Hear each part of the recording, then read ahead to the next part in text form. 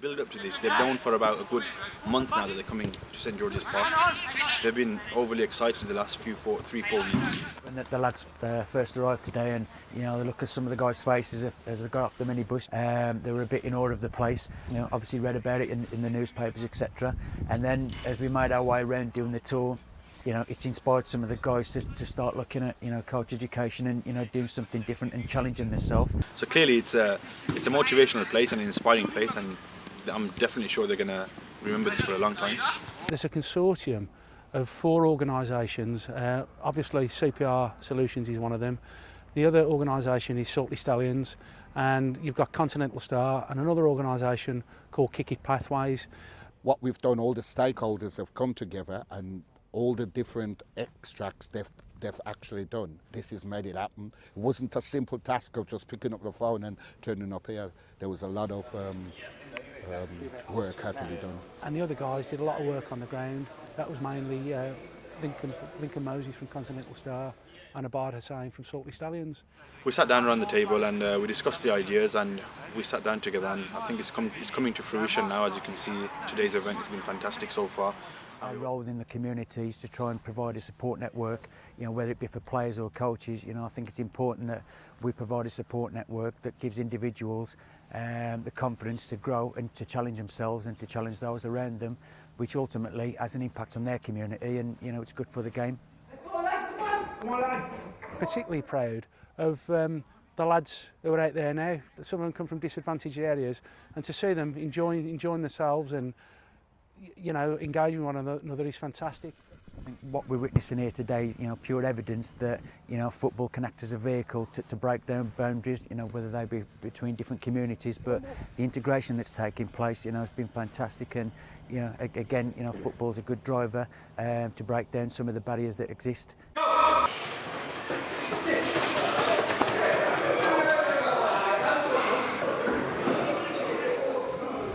Halal, as he just says, he's one of the 51st refugees under the UN banner to come to the UK, and he was introduced to myself by Councillor Wasim Zafara. I think one of the things that really is unique about St George's Park is that whenever you visit the place, you'll see grassroots managers mixing with Premier League managers, international footballers. There really is a mix of players and coaches here from all levels of the game, and I think that's what's unique about the place, that it really does bring the whole football family together. This is the home of the FA, £19 million spent, and these young lads who's only been in the country a short period of time is now on the same playing surface as the Rooneys of this world. And I think that's kind of been exhibited here today, where you've got lads where their playing experience is obviously not international, but they're getting to use international facilities, and to see the same things that England international players see when they're called up for international duty. But it's best really if we train them as leaders, give them the experience, and then they can go back into the community and carry on with the good work. We're looking to sustain the project in terms of the young people, using the young people. This all comes down to the Home Office. I mean, they've entrusted us to deliver this project, and I hope we're fulfilling their goals of how the project should go. I'm Hilal. I'm from Syria. I came to here 8 months ago. About government here, British bring me to here because I got out from Syria to Jordan. It was difficult for me, so British government helped me to come to here. Let's go! Oh, you high five anyway. Get back out to the side. The experience has been amazing, but it's just I wish it was a bit longer so we can enjoy this experience a bit more. It's very nice. It's a good experience for me. It's my first time to come here. I'm really happy. I enjoy. Very nice for me. The message I would have is someone like Halal.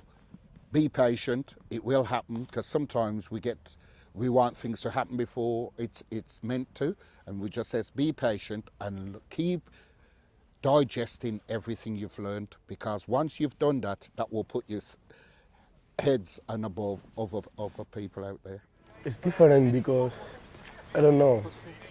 My training section and that one is different because he showed me new things never I do. I want to thank them to make me the opportunity to